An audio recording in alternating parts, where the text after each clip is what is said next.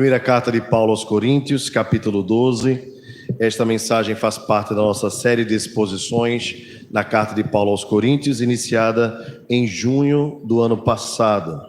Nós estamos, então, meditando verso a verso, observando os capítulos e versículos um a um, procurando extrair lições para a nossa edificação, para a nossa consolação e também para a nossa confrontação. Falo isso porque a palavra de Deus tem esse poder, né? Não apenas de nos consolar, de nos orientar, mas também de nos confrontar. Às vezes, nós, depois de ouvirmos a palavra do Senhor, saímos humilhados. E isso é maravilhoso, porque isso é um poder que a Escritura tem de poder nos redirecionar para o caminho que o Senhor tanto deseja. Primeira carta de Paulo aos Coríntios, capítulo 12, versos de 4 a 11. Diz assim a Escritura: ora, os dons são diversos, mas o Espírito é o mesmo. E também há diversidade nos serviços, mas o Senhor é o mesmo. E há diversidade nas realizações, mas o mesmo Deus é quem opera tudo em todos.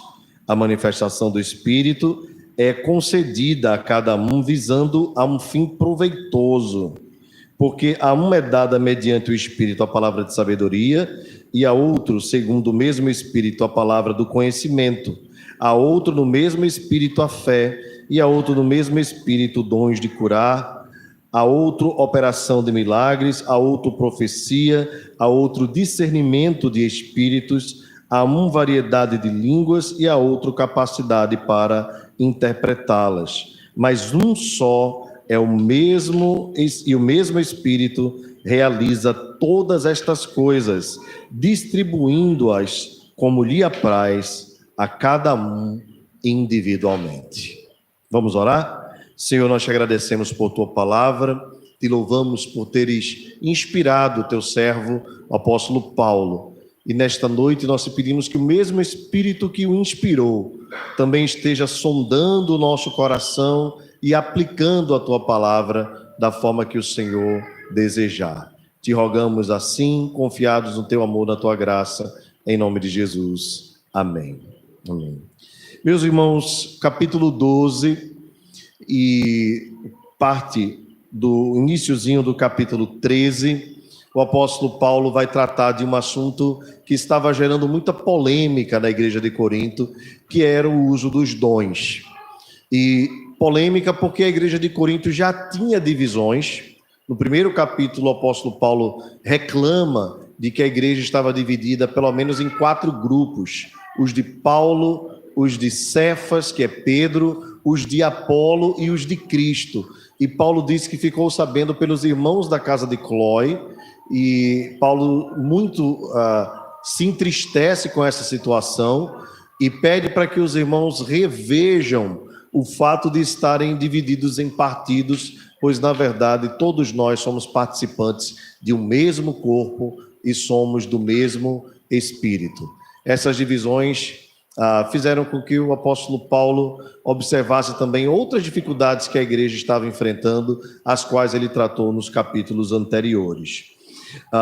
Quando o texto do capítulo 11, o apóstolo Paulo trata do assunto da ceia do Senhor, talvez seja um dos momentos mais dramáticos da carta do apóstolo, porque a ceia do Senhor era exatamente o sinal da comunhão.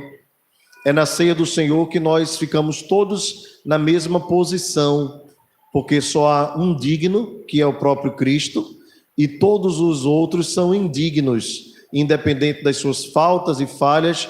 Todos nós somos acolhidos na mesa do Senhor para cearmos com Ele. Não existe divisões na ceia. Porém, na igreja de Corinto, até a própria ceia, ao invés de ser um instrumento de bênção, estava servindo como maldição. Paulo diz: quando vos reunis para juízo. E isso o apóstolo Paulo diz porque antes da ceia, propriamente dita, havia uma festa onde eles comiam, bebiam, e acabava que alguns comiam muito, bebiam muito, e outros não comiam nada e não bebiam nada. E isso era a demonstração maior da divisão que havia entre os irmãos. E depois que acabava a festa, eles iam para o culto e iam cear. E o apóstolo Paulo diz, essa não é a verdadeira ceia do Senhor. E apresenta então, a partir do verso 23, do capítulo 11, porque eu recebi do Senhor o que também vos entreguei. Então Paulo diz, quando eu estive entre vocês, eu demonstrei como deveria ser a ceia. Não apenas uma cerimônia e um memorial, mas deveria ser uma realidade onde há discernimento sobre o corpo de Cristo. Ou seja, Paulo diz assim, de nada adianta vocês celebrarem a ceia se no meio de vocês há divisão, exatamente porque a ceia é um sinal da comunhão. Então vocês, ao invés de estarem celebrando a ceia para a bênção, estão celebrando para a maldição. E Paulo ainda diz mais, quando vos reunis, não é a ceia do Senhor que estáis celebrando. Veja que essa é uma acusação forte do apóstolo Paulo, bem fundamentada, e certamente os irmãos de Corinto receberam aquilo com muita tristeza. E o apóstolo Paulo ainda diz mais, algumas outras coisas eu falarei quando eu estiver com vocês. Aí já vem uma palavra de ameaça, né? Paulo está dizendo assim, olha, sabe quando a mãe, né, dá um beliscão em você, ou dava, né? Você agora já é grandinho, e dizia assim, em casa a gente conversa. Já passaram por isso? Já? É a pior coisa que tem. Aí ela diz, não mãe, dê logo agora, vai, que eu estou quente. É quando diz, em casa a gente conversa, pronto. O apóstolo Paulo está dizendo isso. Eu estou tratando esses assuntos com vocês virtualmente, mas quando chegar vai ter reunião presencial. Eu estou açoitando vocês à distância, por meio de carta. Mas quando eu chegar aí, vocês vão ver. Porque isso era um sinal de descrédito, até mesmo entre os descrentes. Por quê, meus irmãos? Porque a igreja é lugar de comunhão, é lugar de paz, é lugar de amor, é lugar de alegria. De tristeza, guerra, ódio. O mundo já está cheio. Nós fomos tirados do mundo e trazidos para a luz. Não é que a igreja seja o lugar perfeito, mas se a igreja não for o melhor lugar para se estar neste mundo, tem alguma coisa errada com a igreja. Ok?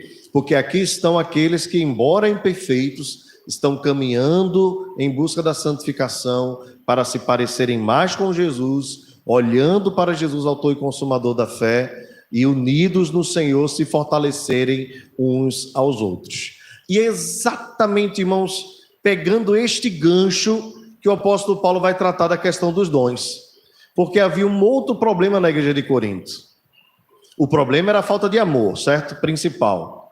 Como resultado da falta de amor, a ceia estava sendo problemática e o uso dos dons também estava sendo problemático. Vejam que coisa, irmãos. A ceia que é para ser uma bênção estava sendo uma maldição. E os dons que são uma bênção que Deus concede aos crentes também estava servindo de motivo de briga entre os irmãos em Corinto. Então Paulo vai tentar unificar a igreja e voltar a igreja à comunhão na unidade do Espírito. Qual era o problema que havia na igreja de Corinto? A gente vai ver um pouco mais na frente, na próxima mensagem. Mas na mensagem de hoje, o apóstolo Paulo já diz o seguinte, olha, nos versos anteriores, né, no verso de 1 a 3. Paulo diz que ninguém pode ir a Deus se não for pelo Espírito. Ninguém pode dizer Jesus é o Senhor se não for pelo Espírito. Da mesma forma que aqueles que dizem que Jesus é maldito falam por Satanás, quem diz que Jesus é bendito, quem louva Jesus, louva pelo Espírito, porque ninguém pode reconhecer Jesus como Senhor verdadeiramente, se não for uma obra do Espírito Santo.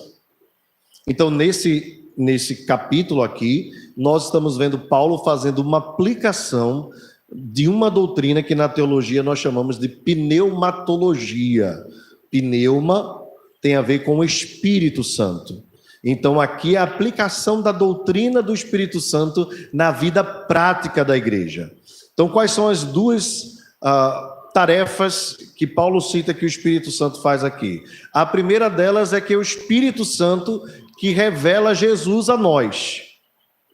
Lembra que tem um texto lá no comecinho do capítulo de Coríntios, nos primeiros, que diz assim, nem olhos viram, nem ouvidos ouviram, nem jamais penetrou no coração humano o que Deus tem preparado para aqueles que o amam. Lembra desse verso? Está lá no primeiro capítulo.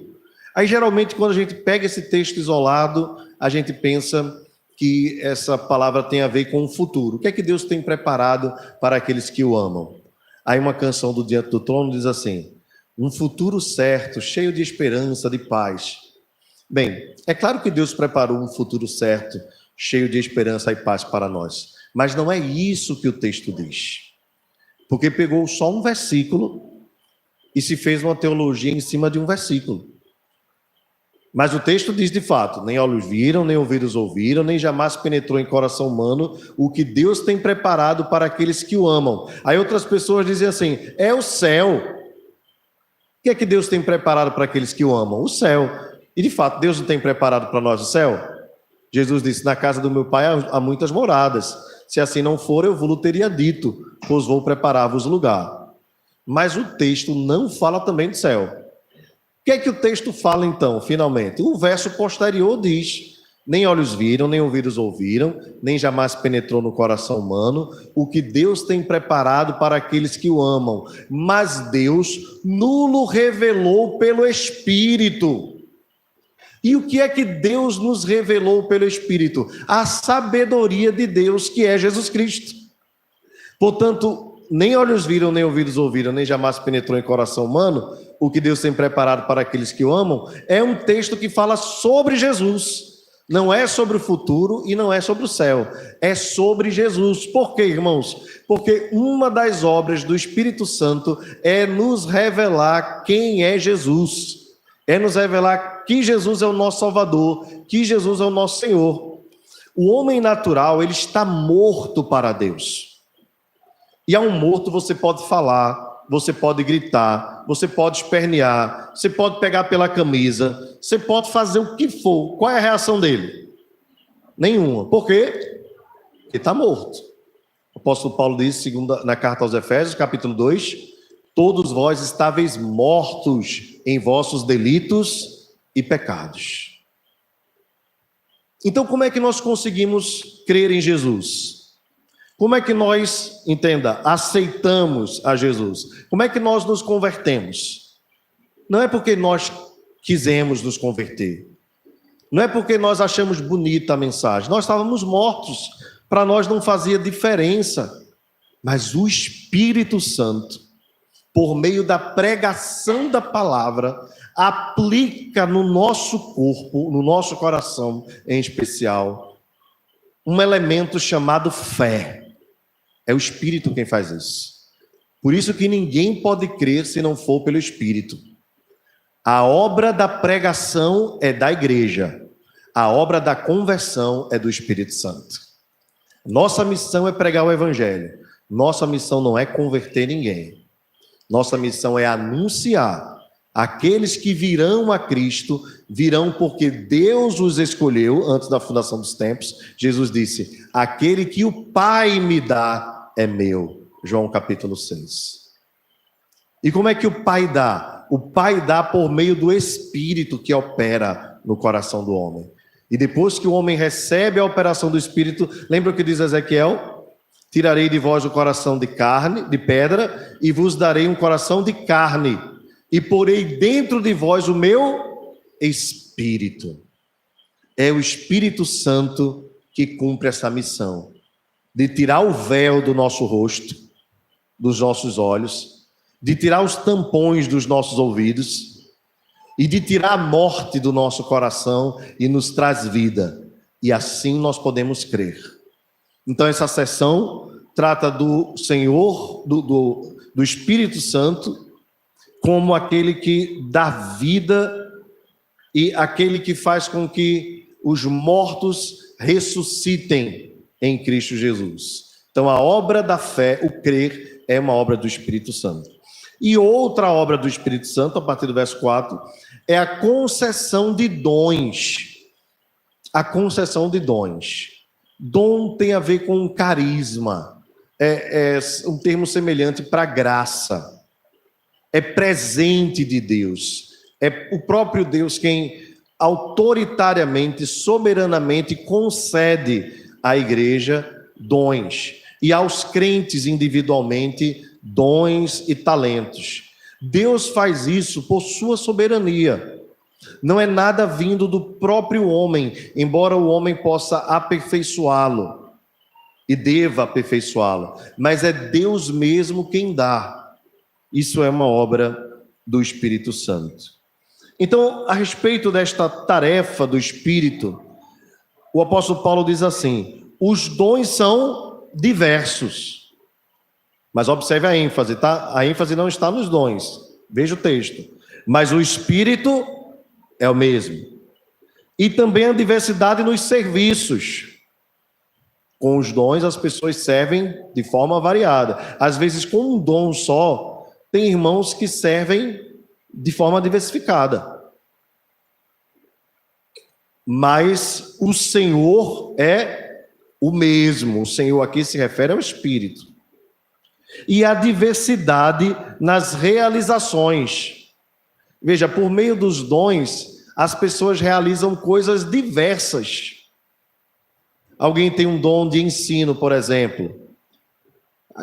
Trabalhando para o Senhor, ensina de várias formas. Tem gente que é bom com crianças, tem gente que é bom com adultos, tem gente que é bom com adolescentes, tem gente que é bom ensinando para um grande público, e tem gente que é melhor ensinando a uma pessoa só ou a um grupo pequeno. São várias realizações distintas, mas o Espírito é Deus quem opera, diz o apóstolo Paulo, tudo em todos. Irmãos, por que Paulo está falando a respeito disso?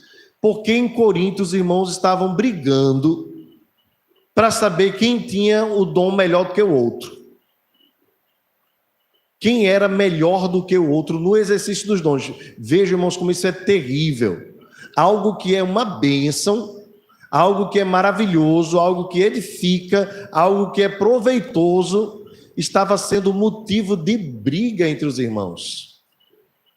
Veja que isso já acontecia no primeiro capítulo, porque Paulo, possivelmente, havia discussões a respeito até dos apóstolos. Por exemplo, diziam que Apolo, e esse é o texto da Escritura diz em outros livros, né, da Escritura, que Apolo era muito eloquente. Ou seja, Apolo falava bem, tinha uma linguagem boa, tinha um bom discurso. Já Paulo era meio fraquinho falando. Diz que Paulo era bom escrevendo, e eu acho que era mesmo. Mas que Paulo botou um jovem para dormir, né? É claro que o texto diz, lá no livro de Atos, que tendo se prolongado até a madrugada, um jovem chamado Eutico pegou no sono e caiu de uma altura. E caiu morrendo, e Paulo foi lá e ressuscitou. Veja que, possivelmente, né, Paulo botou o rapaz para dormir. Eu já contei para os irmãos, mas tem uma história de um pastor que estava pregando e tinha uma irmã dormindo.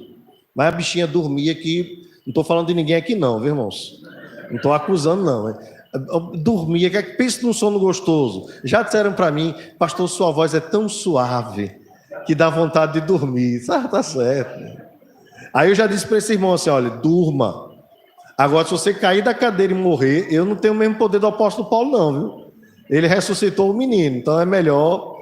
Aí diz a história que a irmã estava dormindo, e o pastor ficou chateado e disse para o irmão que estava do lado, ô irmão, acorda essa irmã aí. Aí o irmão disse, acorda o senhor, que foi o senhor que botou ela para dormir? Né? Então, eu prefiro deixar os irmãos dormindo. Inclusive, a gente está até com uns 5 milhões aí para colocar ar-condicionado na igreja, mas diz que no frio as pessoas dormem mais, né?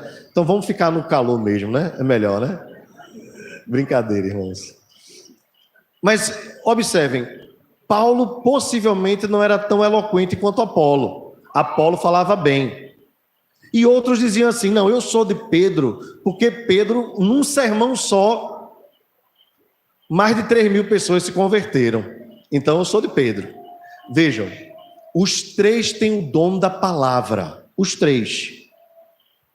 Apolo pregava bem, Paulo escrevia bem e ensinava bem, e Pedro também pregava para as multidões. Aí a igreja se divide, dizendo eu sou de Paulo, eu sou de Pedro e eu sou de Apolo. É para isso, irmãos, que os dons servem? Para divisão? É esse o propósito? Fazer disputa de quem prega melhor? Veja, irmãos, a gente não está tão distante disso, não. Deixa o bichinho aí, ele está quietinho, né? Ele gosta da igreja, né? Graças a Deus. Deixa ele aí na paz. Veja, irmãos, às vezes isso pode acontecer até conosco nos dias de hoje. Aí gosta de um pregador, gosta de outro. Nós vamos ter agora um desafio, né? Durante quase 5 anos, o pastor Augusto Nicodemos esteve na igreja presbiteriana do Recife. Aí quem não é presbiteriano pensa que a igreja presbiteriana do Recife é a sede das igrejas. A gente não tem sede. Cada igreja local é uma sede. E tem gente que pensa que o pastor Augusto Nicodemos é o presidente da igreja. Não tem presidente da igreja presbiteriana. Ele é um pastor como outro qualquer. Excelente no que faz, louvado seja Deus pela vida dele. Mas as segundas-feiras lá no Recife eram cheias. Mas agora ele vai para os Estados Unidos. Aí eu quero ver se vai ficar cheia. Se as pessoas estão indo pelo pregador, pela palavra. Você pensa que no meio reformado não há tietagem também, não? Da mesma forma que acontecia em Corinto. O cara nunca vem para um culto de oração aqui da igreja. Mas sai daqui e vai lá para o Recife. Para tirar foto, porque a igreja tem ar-condicionado. Para tirar foto, porque o banco lá é de cinema. Vamos tirar, é o pastor fulano de tal. Meus irmãos, isso é tão pernicioso como o que estava acontecendo em Corinto. E é esse caminho que a igreja não deve tomar. Meus irmãos, a autoridade que eu tenho aqui é a autoridade da palavra. Em mim mesmo, nenhuma autoridade. A autoridade é da Escritura. E às vezes as pessoas ficam tietando pastor, teólogo, cantor. E aí começa a divisão, para saber quem é o melhor, quem prega melhor, quem ensina melhor. Agora com a internet é que danou-se, porque agora é quem tem mais views, né? Quem é mais seguido. E as pessoas começam a colocar o coração em homens que são falhos, suscetíveis à queda. Aí Deus o livre, cai um desses, aí junto com eles ou com ele, cai a multidão. Porque está olhando para homens e não para Deus. Está dando glória a homens e não ao Espírito. Está disputando quem é o melhor, quando na verdade o melhor de verdade é o Espírito Santo. Porque se não fosse pelo Espírito, nem o pastor Augusto Nicodemos, nem eu, nem qualquer outro poderia fazer nada que viesse a agradar a Deus. Essa disputa por posição, por glória, essa competição que existe e é muito comum no mundo, ela não pode adentrar na igreja. Ela não pode fazer parte da nossa cultura cristã. Pois nós aprendemos pela Escritura que nós nada somos. O apóstolo Paulo se apresentava, sendo ele o apóstolo Paulo, como o principal dos pecadores. Então, qualquer outro que venha a se vender como qualquer coisa maior do que isso é indigno da nossa atenção. Nós somos todos pecadores. Os olhos dos crentes devem estar em Jesus. Isso acontece com os músicos, quem toca melhor, às vezes com os professores, quem ensina melhor, com os missionários, quem é mais dedicado, quem é mais ousado, quem é mais intrépido. Essa questão da disputa, ela é muito comum à natureza caída. Você lembra que quando Abel ofereceu um sacrifício e foi aceito, Caim não ofereceu e ficou chateado? Aí Deus disse assim: a questão é contigo, Caim. Se procederes bem, certamente a tua oferta vai ser aceita. Se procederes mal, o pecado está diante de ti, jaz à porta, cumpre a ti dominá-lo. Veja, o problema de Caim era ele, o seu coração com Deus, para que ele foi descontar em Abel. inveja porque a oferta do seu irmão foi aceita. Mas a oferta de Abel não foi aceita. Não foi porque a oferta de Abel foi aceita que a de Caim foi rejeitada, não. Não havia disputa, irmãos. Abel deveria oferecer daquilo que ele sabia fazer, e Caim daquilo que ele saberia fazer, sabia fazer. E da mesma forma, o Espírito Santo concede dons diferentes a cada um de nós. O importante é nós nos dedicarmos no serviço para o qual nós fomos chamados a fazer e cumpri-lo para a glória de Deus. Mas a diversidade é grande. Isso não deve ser motivo de disputa nem de discórdia. O apóstolo Paulo diz no verso 7, acompanha a leitura: a manifestação do Espírito é concedida a cada um visando um fim proveitoso. Vamos ler juntos? Verso 7. A manifestação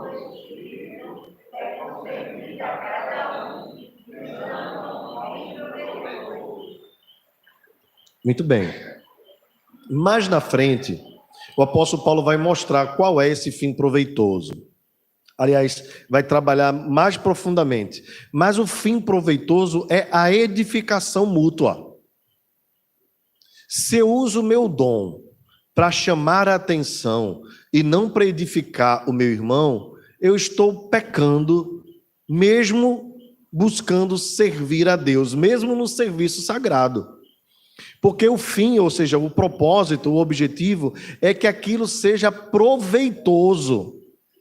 Ou seja, que traga edificação, que traga transformação, que traga crescimento para a vida da igreja, e não que traga glória para mim, visto que, mais uma vez, na teologia paulina, o apóstolo apresenta o Espírito como aquele que concede os dons. Nós usamos os dons, nós administramos os dons, mas não vem de nós mesmos, vem do Senhor. E é exatamente isso que o apóstolo Paulo quer que os irmãos entendam. O objetivo, o fim, é que a igreja cresça, que haja a promoção da santidade, do amor, da fraternidade, da alegria, da paz, que os frutos do Espírito, ou fruto do Espírito, seja distribuído mediante o serviço que cada um presta diante de Deus, buscando edificar o outro. Mais na frente, a gente vai chegar lá, o apóstolo Paulo diz que quem aponta para o dom, ou observa o dom como algo para o seu próprio proveito, não edifica o outro, e esse dom, portanto, de nada serve. E esse é um perigo, irmãos, quando cada crente, ou até mesmo outros crentes, observam o dom de determinada pessoa como sendo algo fruto da própria pessoa. É obra do Espírito e para a edificação. Não é para que o irmão apareça, não é para ver quem tem a melhor performance, não é para ver quem toca melhor, quem canta melhor, quem prega melhor, quem ensina melhor, quem faz melhor. Na verdade, é para servir melhor, para edificar melhor, para fazer a igreja crescer melhor para a glória de Deus. E mais, o apóstolo Paulo diz, porque a cada um é dada mediante o Espírito, e aí vem uma das listas de dons. Palavra de sabedoria é o Espírito, palavra de conhecimento é o Espírito quem dá. Mesmo Espírito, a fé, o mesmo Espírito, dons de curar, operação de milagres, profecia, discernimento de Espírito, variedade de línguas, interpretação destas línguas, mas um só e o mesmo Espírito. Veja que a ênfase de Paulo, até mais do que nos dons propriamente ditos, é naquele que concede os dons. É o Espírito quem realiza todas as coisas, distribuindo como lhe apraz, ou seja, como ele quer, como ele deseja, a cada crente individualmente.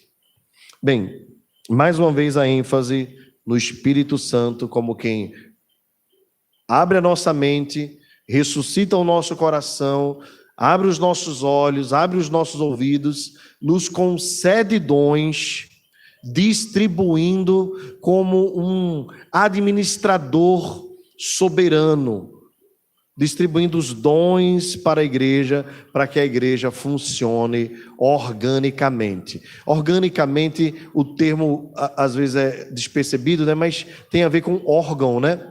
E como é que os órgãos funcionam? Os órgãos funcionam em harmonia, não é? Se o pé quer ir para um lado e a mão quer ir para o outro, logo esse corpo vai ter dificuldades. Se o olho quer ir para um lado, um quer ir para um lado e o outro quer ir para o outro, vai ter dificuldade. Então, o serviço que o Espírito Santo faz na concessão de dons é trazendo à igreja e a cada crente individualmente dons para a edificação do corpo como um organismo vivo que harmonicamente funciona para a sua edificação. Logo, quando há uma anomalia, uma inflamação, o corpo todo sente, não é verdade? Quando há, pode ser o dedo mindinho. Você já deve ter passado por isso, né? De repente, roeu a unha, tirou a pelezinha, inflamou. Meu amigo, é um pedacinho aqui só, mas a gente tem febre, tem íngua, dá moleza.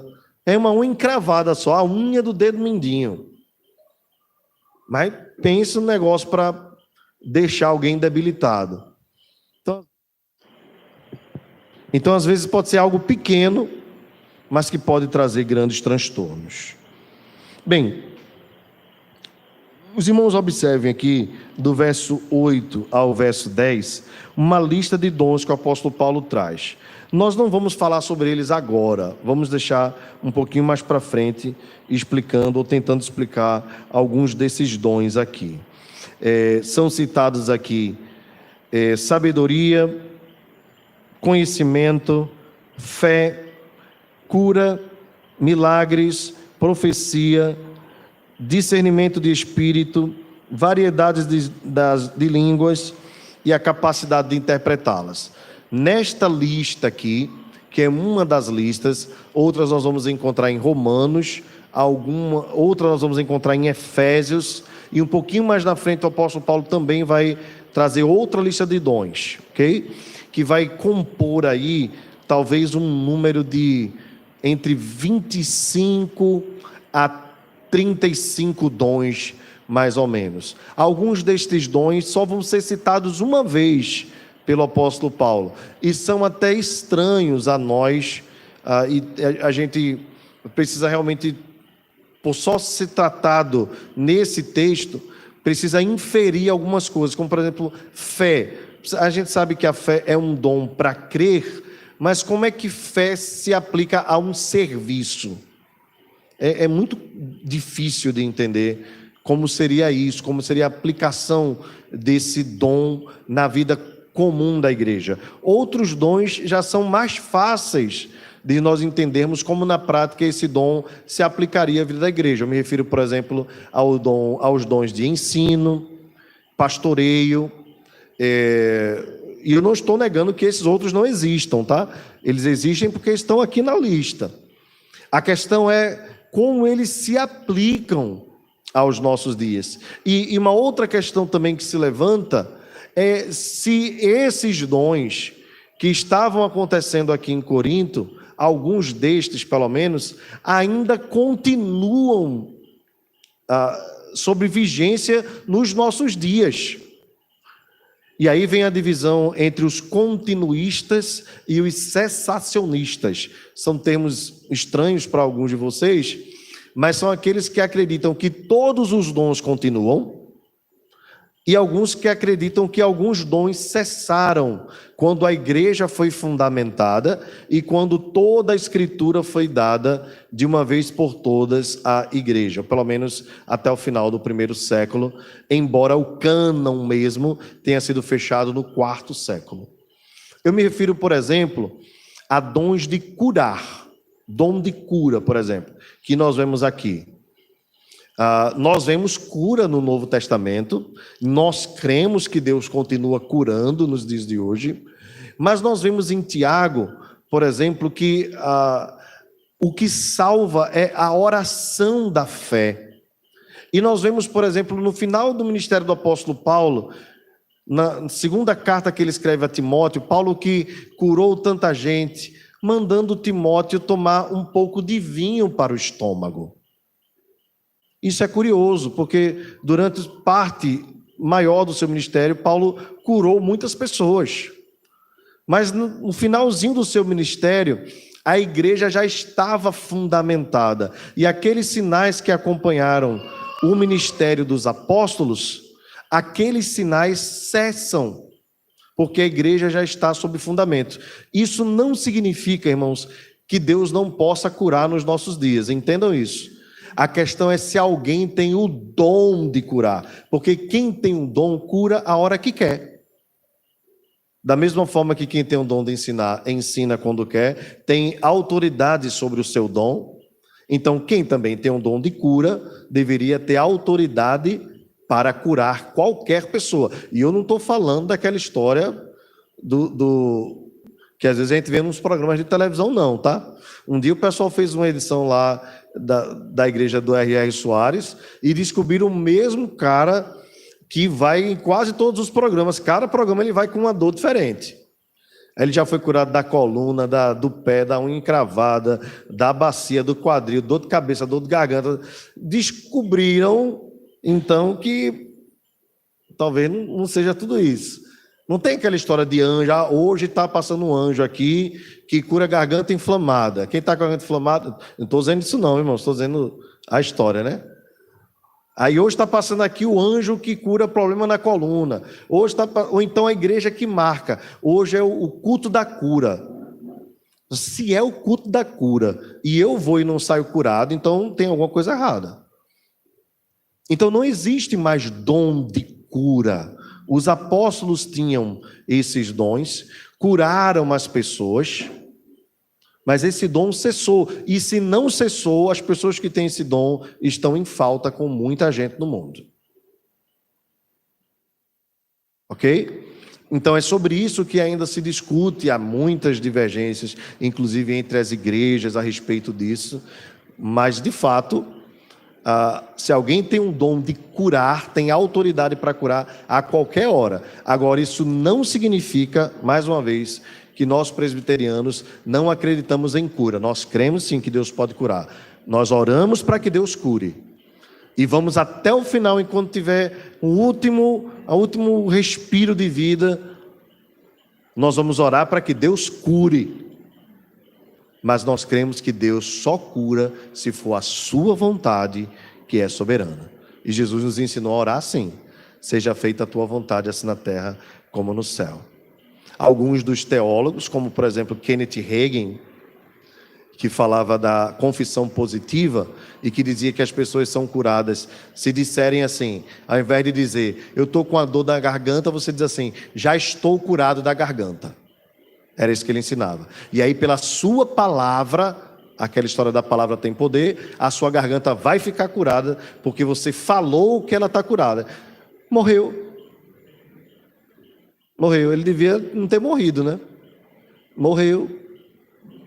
E um monte de gente da igreja dele morreu. E todo mundo vai morrer um dia. Então, em nome de Jesus, é só a gente usar um pouco a lógica. Deus nos deu o Espírito Santo para que nós usemos esse bom senso do Espírito e saibamos que todos nós vamos morrer. No mínimo de falência múltipla dos órgãos. No mínimo. Mas todos nós vamos morrer. Então, quando alguém morre, aí as pessoas dizem, porque ele não teve fé suficiente. Aí danou-se. Paulo morreu, todos os apóstolos morreram. Foi porque esses caras não tinham fé? É claro que tinham fé. Morreram porque era necessário que esse corpo corruptível voltasse ao pó, para serem ressuscitados num corpo incorruptível. Aí sim, irmãos, quando nós formos ressuscitados, aí não vai ter doença, não vai ter enfermidade, e também não vai ter cura, porque não vai ter doença. Então, observem que essa lista aqui é polêmica e gera polêmica até os dias de hoje, mas nós ainda não vamos tratar dela. Mais na frente, e ainda vamos falar das línguas, tá bom? Preparem-se que o bicho vai pegar, né? Eu trago então a última palavra antes de nós encerrarmos. Qual é a ênfase de Paulo aqui, irmãos? Mais uma vez, é no Espírito Santo, no bendito Espírito Santo, no maravilhoso Espírito Santo, que abre os olhos, que abre os ouvidos nossos, que tira, irmãos, a morte de dentro de nós e coloca a vida. É o Espírito, irmãos, que junta a igreja. Lembra do credo apostólico? Creio no Espírito Santo, logo depois vem na Santa Igreja Universal, na comunhão dos santos. A reunião dos santos aqui é obra do Espírito Santo. É obra do Espírito Santo. E aí ele reúne a igreja do Senhor e ele concede dons. E quando ele concede, ele olha para cada um de nós e diz assim: 2, 3, dom de ensino. 3, 4, dom de pregação. Tal, dom de evangelista. Fulano, Beltrano, Ciclano, dom de misericórdia. Aí o Espírito Santo vai distribuindo assim, ó. É por isso que na igreja tem presbíteros, diáconos, tem as irmãs que servem na cozinha. É por isso que na igreja tem um pessoal do som, tem um pessoal da multimídia, tem um pessoal da música. É por isso que na igreja tem essa variedade de dons, todos, que nós vemos aqui, mais que eu não citei. É porque é o Espírito Santo quem distribui. Para quê, irmãos? Para que o nome do pastor seja exaltado? Não. Para que o nome da igreja presbiteriana do Brasil seja exaltado? Não. Para que o nome do irmão fulano ou beltrano, porque canta melhor do que ciclano? Não, irmãos. Para que o nome de Jesus seja glorificado. Para que a igreja seja edificada. Porque o meu dom te edifica e o teu dom me edifica. Às vezes o pessoal coloca assim: ministério, pastor fulano de tal. Não existe isso, irmãos. Não existe ministério, pastor fulano de tal. O ministério é de Deus e é da igreja de Deus. Ninguém faz nada sozinho. Ninguém faz nada à parte da igreja. Nós não somos para-eclesiásticos. Nós somos eclesiásticos. Nós somos um só corpo. E mais, os dons que parecem ser mais insignificantes são necessários, diz o apóstolo Paulo. Então, às vezes, só se dá ênfase naqueles que estão nos holofotes aqui. As pessoas que estão nos assistindo agora só viram o pastor e mais alguns músicos aqui. Nem João foi visto, viu, João? Porque a câmera está só aqui. Mas para tudo isso acontecer aqui, vejam quantos irmãos trabalharam. E ainda vão trabalhar até a gente ir embora. É muita gente, irmãos. Isso quem faz é o Espírito Santo. Por isso, glória seja dada a Deus, Espírito Santo de Deus. Ele seja louvado. Não seja o nome de ninguém. Nosso nome seja jogado no lixo. E o nome de Jesus seja exaltado. E o Espírito Santo seja exaltado. E Deus, o Pai, seja exaltado. Nosso legado é dizer: tudo que eu fiz foi pelo Espírito Santo. A obra é do Espírito Santo. Quem impulsiona é o Espírito Santo. Quem orienta é o Espírito Santo. Quem dirige é o Espírito Santo. Quem faz é o Espírito Santo.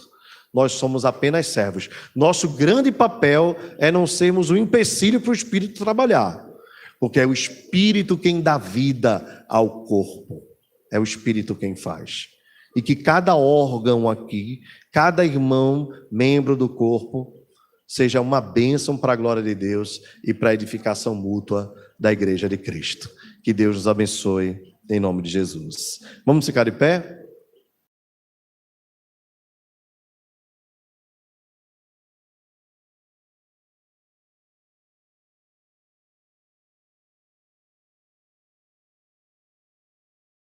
Vamos orar. Baixa sua fronte e feche seus olhos. Pai querido, nós te louvamos porque o teu Espírito inspirou as Escrituras.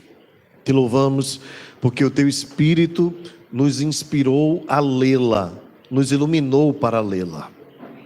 Obrigado porque foi o Teu Espírito quem abriu o nosso coração para nós reconhecermos que Jesus é o Senhor. Obrigado porque foi pelo Teu Espírito que nós recebemos dons. E é pelo Teu Espírito que nós realizamos aquilo que pelos dons somos capazes de fazer. É o Teu Espírito merecedor de toda a glória, de toda a honra e de toda a adoração. Não a nós, Senhor, não a nós, mas ao Teu nome da glória. Que não haja entre nós, Senhor, nenhum tipo de partidarismo, nenhum tipo de vanglória. Que não haja entre nós, Senhor, nenhum pensamento que queira exaltar o nosso próprio nome ou fazer conhecida a nossa história, mas que seja exaltado o nome do Teu Espírito Santo. Espírito Consolador, o Espírito encorajador, o Espírito edificador, o Espírito que concede dons. Ao Espírito Santo de Deus seja dada toda a glória, toda a honra e toda a adoração. Ó Deus, continua operando em nosso meio, por meio do Teu Espírito. E nos ajuda a não sermos empecilhos, para que o Teu Espírito haja, trabalhe no nosso meio. Que haja sempre entre nós edificação, que haja sempre entre nós encorajamento, que os nossos dons, Senhor, sejam utilizados com muita alegria, com muito vigor. Ó Deus, como responsáveis que somos pelo tesouro que recebemos, que possamos ofertar a Ti, Senhor, o nosso serviço como quem reconhece que recebeu algo precioso, que veio por meio do Teu Espírito Santo. Te pedimos essas bênçãos para a nossa edificação, confiados na Tua graça, em nome do Teu Filho Jesus Cristo. Amém. Amém.